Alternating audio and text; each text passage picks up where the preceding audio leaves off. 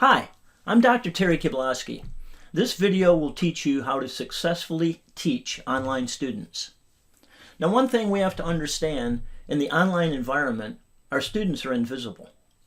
And that makes it very challenging because we can't see their facial expressions and we can't speak with them and watch their body language. It's very difficult to form that relationship that we normally do in an online class. So all we really have to work with are invisible online students. In the face-to-face classroom, we communicate with our unique presentation style, which are our facial expressions, body language, tone of voice, and we get to see that in our students. But in the online classroom, this is completely different because even though we might use a few videos and maybe a few collaborate sessions, for the most part, our unique presentation style has to come through our typed words. That's why many great face-to-face teachers might not be so great online, because it's a completely different environment. In the face-to-face classroom, students attend differently. They're physically present. The teacher sets the hours, controls the pace. This is a teacher-centered environment. But in the online classroom, everything changes. We're teaching invisible students around the world from different time zones, and they engage on their time zone, which means for us, we have students engaging 24 hours a day, 7 days a week, because it's student-centered. In the online classroom, student and instructor appearance, behavior, and communication, for the most part, comes through typed words. Again, student-centered, we react. It all has to begin here. We have to build relationships with a friendly introduction. First impressions are important. Our goal is the moment that new student pops into our class, they have to get the impression, wow, this could be a great class.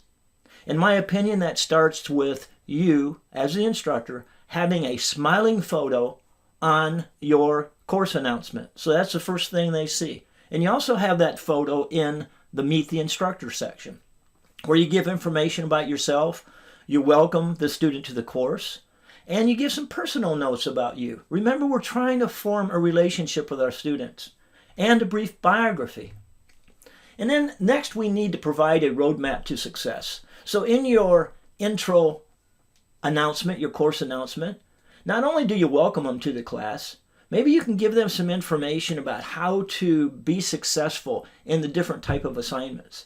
And you give them information in the course calendar so they can look at it visually by calendar date, what is due. Prompt replies are important. Some students tell me that they will put a message on an online class and not get a reply for a week, sometimes 2 weeks, and sometimes never. That is not a relationship. We need to try to reply to students on a daily basis. And positive comments are important to build self-confidence and self-esteem in our students. Even if the student didn't do too well, start it out with some positive things they did, and then we can get into things that they need to do to improve. Remember, we must build a relationship with every student, and positive grade comments make a big difference. So let's get a little more specific now, and let's look at what students think and what they expect. These are the customers who pay our salary. Excuse me. The rest of this presentation is based on my PhD research and ongoing studies to determine best practices for online teachers. A lot of it has been done through surveys with multicultural online students, so students from America and across the world. It's important that we first understand why online students quit or fail. Here are 12 key reasons why students say that they quit or why they have failed the class. What they thought. They didn't know what to expect. They thought the online classes were easier. They misjudged the required self-discipline and time management. What they lack. Sometimes computer skills. They don't have the right computer technology, not a 5G internet, high-speed connection, or a newer device that can process properly. They have English language, reading, and writing skill problems because of maybe their education, maybe the country they come from. And what they struggle with are cultural misunderstandings. Again, students from other countries may read things and misinterpret them because they're looking at them from their culture. They struggle with doing research and problem solving because they've never been taught how to do that. Or they struggle with who to call for help. And what they miss you. They miss interaction with the instructor. They miss motivation from the instructor. They miss guidance from the instructor. Let's look at each of these in detail and what we can do. First of all, they didn't know what to expect. Well, we need to make sure what they see and what they get is a pleasant experience. So before the class opens, make sure you review your course thoroughly. Show all the deadlines on your calendar. Post to meet your instructor information with a photo, smiling photo as we talked earlier. Post a welcome course announcement. Add your personal touch, personal videos if you want to do those, if you're comfortable with that. And then after the class opens, make sure you check for student messages often and check your email often because sometimes students will send you an email rather than post something in the class. What is often? In my opinion, it's multiple times during the day. Middle of the week, on the weekends, on Sunday evenings. And if in fact your class is like some of the typical classes at our university, where on Wednesdays they post their discussion assignments, and then on the weekends they put in comments to student discussion or posts, and also they post their assignments, then you definitely want to make sure at minimum you're on the class on Wednesdays when most of the students are on there, and on weekends. Remember, we must build a relationship with every student, and you can only do that if we're present and the experience is pleasant.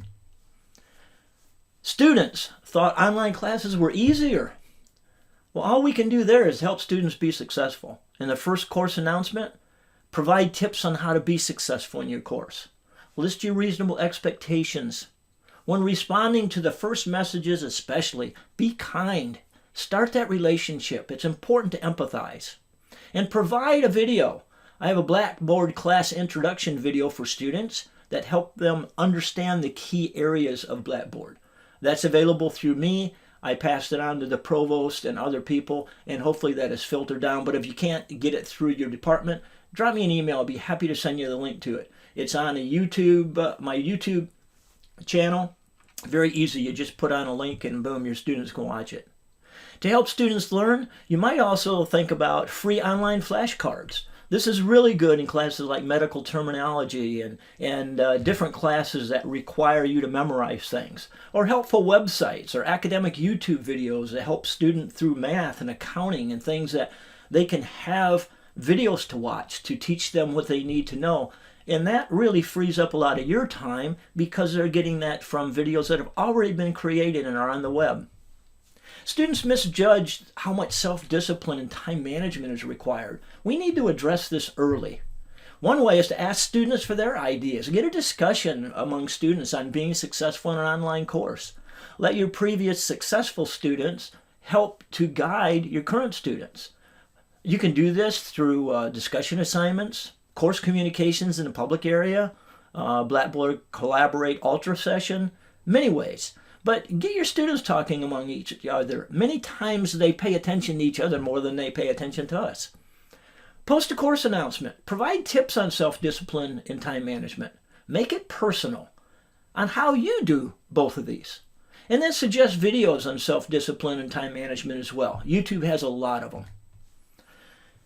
Another thing, many students lack computer skills and they don't have the right technology. Seek help in advising students here because most instructors are not PC experts or technology experts. One thing you can do is look for PC tutors.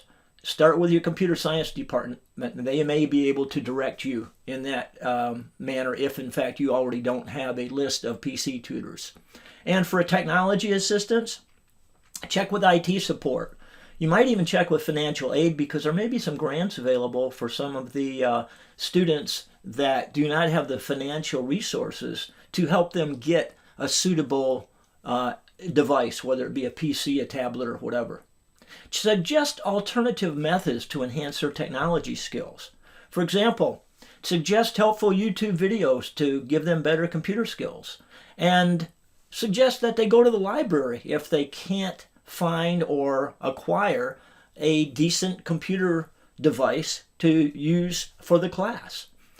Libraries have good computer terminals there usually, and librarians can provide a lot of great support. Students many times lack English language reading and writing skills, and that's why they fail or they just quit the class. We need to support these unique needs through mentors and tutors. Assure your students that they can be successful in the class because you know they're going to have more challenges than the other students. And remember the Pygmalion effect. Most students will rise to meet an instructor's positive expectations. And then provide solutions. If a student comes to you and says, my textbook's delayed. I ordered it 3 weeks ago. It's not going to be until the second week, and they're really distraught. Just check the publisher's website, and you may find that the first couple of chapters are available on the publisher's website. So suggest that the student goes to the publisher's website, and they can use that for the first couple of weeks. And then let them know that if they're writing papers, more references make easier writing. So don't just put one reference if that's the requirement. Encourage them to find more references because that will give them more material with which to work. Many times there are cultural misunderstandings. The key thing here is for us to make sure everything is clear. Explain how you grade. Make sure they understand that so there's no confusion in what they need to give us. And be specific. Rather than put something like 10 bonus points for final paper submitted 1 week early, what about 10 bonus points for final paper submitted in week 9? That sounds like a small thing, but it may be the thing that confuses a student and they get things in on the wrong time. And don't use slang in your instructions. One humorous thing happened to me. I had a student come up to me and she was just so distraught. She says, Dr. K, I've been up all night trying to figure out about a pedal. I don't think we have pedals. We don't use pedal. I don't know what to do. I don't know what the instructor meant. Well, they use the expression, put the pedal to the metal. Obviously, they wanted the students to work faster. So I had to explain to her, look, this is an expression that comes from the 70s and 80s in the United States when truckers were using CB, citizen band radios, and talking to each other. And this was a trucker expression. Put the gas pedal to the metal floorboard. It just simply means faster, work faster. And discuss the academic integrity policy because many times people that come and take our online classes from other countries. In those countries, they don't have the emphasis on plagiarism and cheating that we do, where they don't understand they have to write their posts. And they don't really understand the difference between citing references as opposed to plagiarizing and cheating. So that can go a long way in helping many students do very well in the class. And then students say they struggle with research and problem solving because it's something they've never had to do. We need to provide examples. You can suggest or create videos that show how to use the internet and library database searches to do research. We can suggest or create videos that show how to brainstorm solutions and then how to choose the best solution. We can also provide examples of previous student work that earn full points. Sometimes that's all it takes. For a student to see what is expected of them, they get an idea of the format and what they're expected to do. Some students just do too much writing, too much work, when they could just turn in one paper that had the assignment done with the required references and citations. Students, believe it or not, don't know who to call for help. That's what they say many times. We need to stress how to use the communication center, the public and the private messages. And make sure they have your email and encourage them to seek help with you.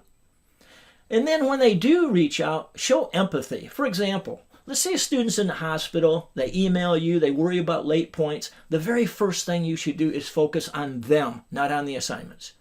Let them know, look, focus on your healing. I'll give you the extra time for the work. Don't worry about it. And phone students who put forth extra effort but still need help. Sometimes a single phone call, or sometimes even just a single text from you to their phone number, is all they need to really get them over a hump or to get them started. Students say they miss you. They miss interaction with their instructors in online classes.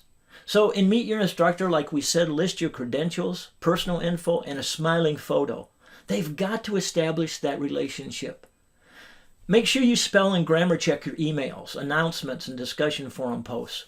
We are judged by the way we write too, just as we judge our students. When replying to students, use their first name. This is huge. It personalizes that communication between you and the student.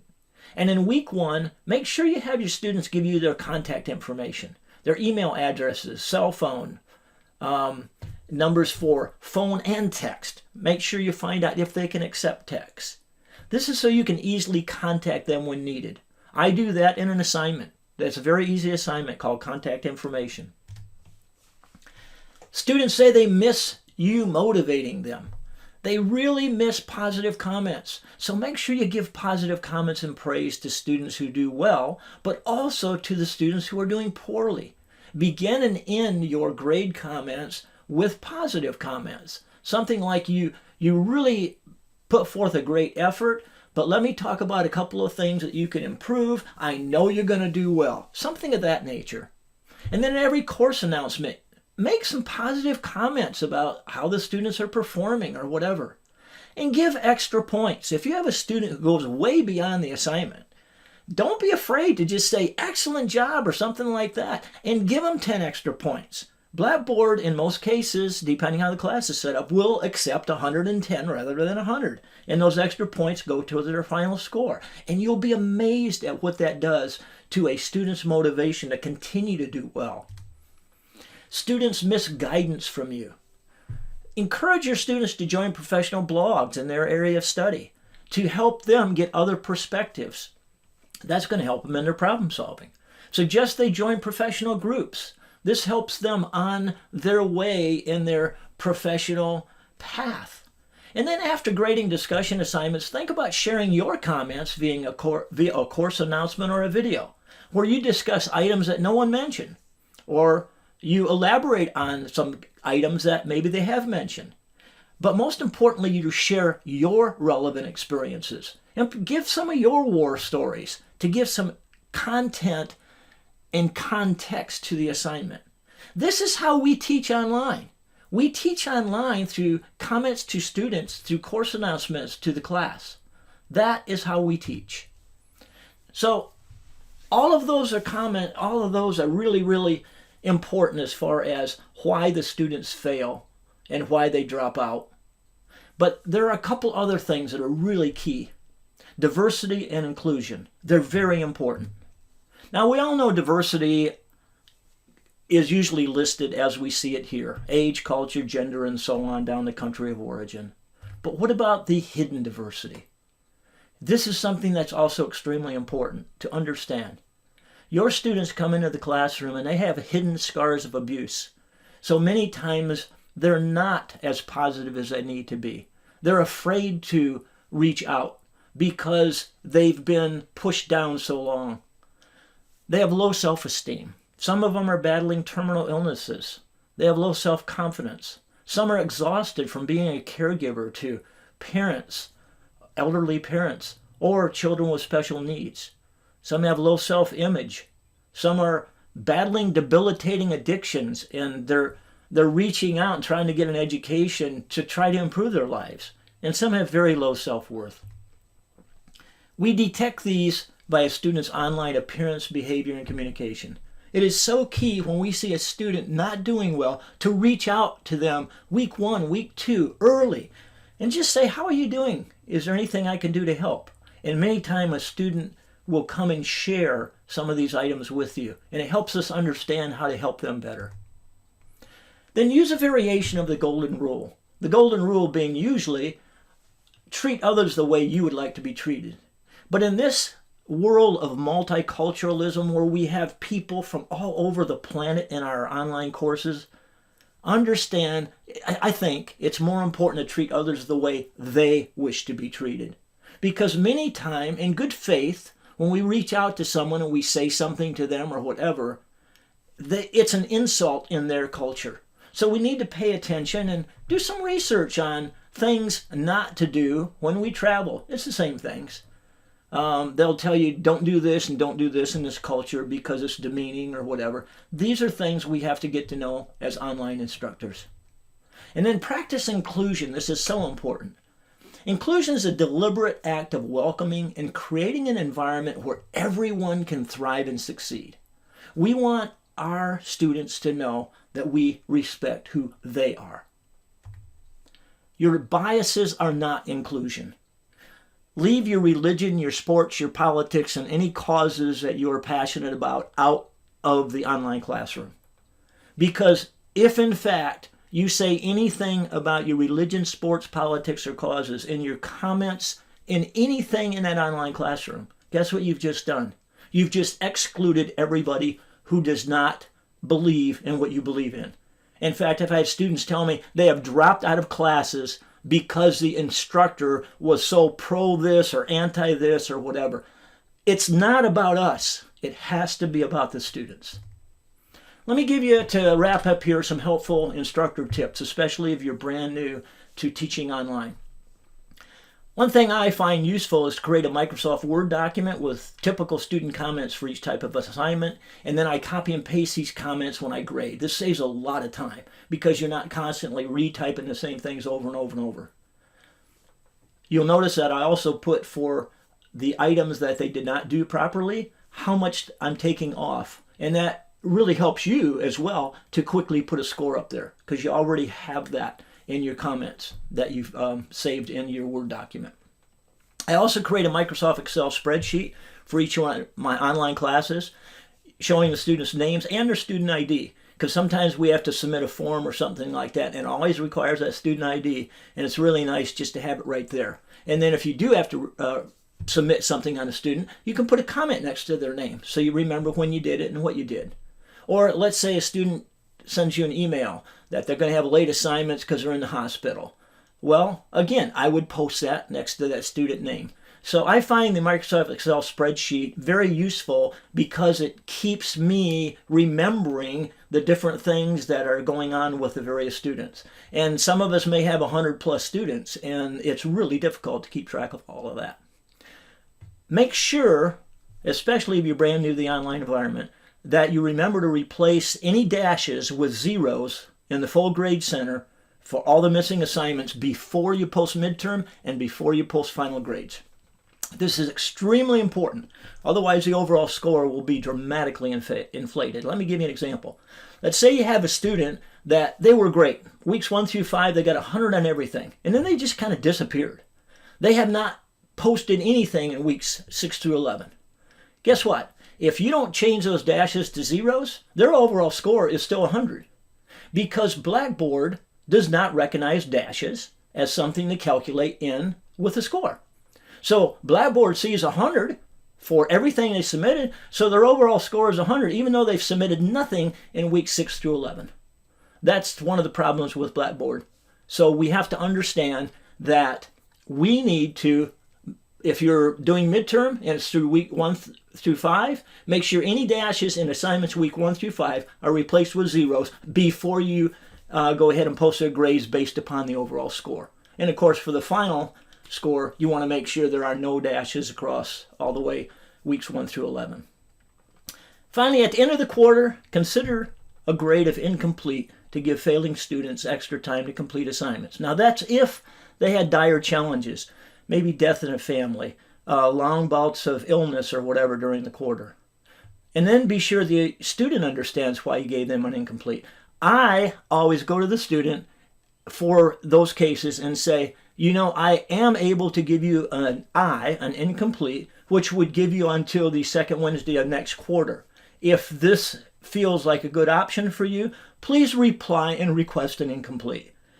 That way we have a relationship and the student knows what the incomplete is all about. Remember, it's all about building a relationship with every student. This is what we're after. It's key. Because your effectiveness in the online classroom has a direct relationship to the effectiveness of your online students. As Henry Wong said, the single greatest effect on student achievement is not race, it is not poverty, it is the effectiveness of the teacher. And that's you and me. And that's why we need to really form those relationships and pay attention. And understand this is a different environment. This is an environment that challenges us, challenges our traditional classroom techniques, and really requires us to get creative in many ways. I just gave you a few. in all types of ways to form that relationships with our online students. I sincerely hope that this video has been useful to you, and I wish you the best in your online teaching.